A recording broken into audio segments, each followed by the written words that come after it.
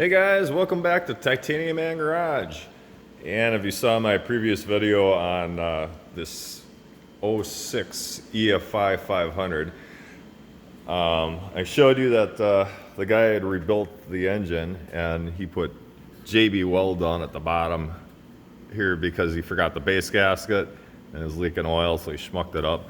So I'm tearing it apart, I'm doing it right. I got everything cleaned up, got the new piston in because the other one started showing some ugly signs of wear, and I didn't like the cylinder because that was pretty raw looking. So I actually took a jog off of, I believe this is like off of 2000, and cleaned her up really good, honed her up, and this does have the different style chain tensioner, which I actually like those better. So here's chain tensioners in comparison. This one's a little smaller, doesn't look as strong. This one's got a stiffer shaft. It's going to add more tension, probably bigger springs in there if you pull that nut off, or the bolt off I should say. There's a bigger spring in there. So that's the difference between the two. But here was something interesting I wanted to show you. You can't just do a head gasket on an '06 without doing some couple different things.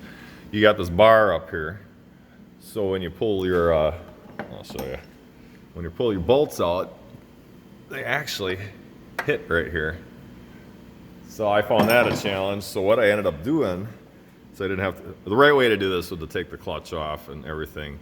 What I did was I took the bottom motor mount off, and I only needed a 1/2 inch of clearance to clear that bar. And once I took that motor mount off, I was able to push down on the engine and slide the bolts off. So the interesting part is I'm not sure how I'm going to torque the head down because there's not a whole lot holding that engine in place anymore. We'll see as time goes.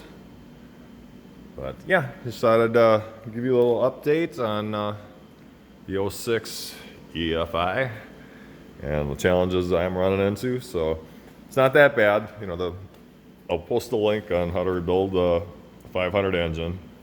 Even though this is EFI, everything else is the same. I've got throttle body here, which is filthy. Take some throttle body cleaner and clean that all up.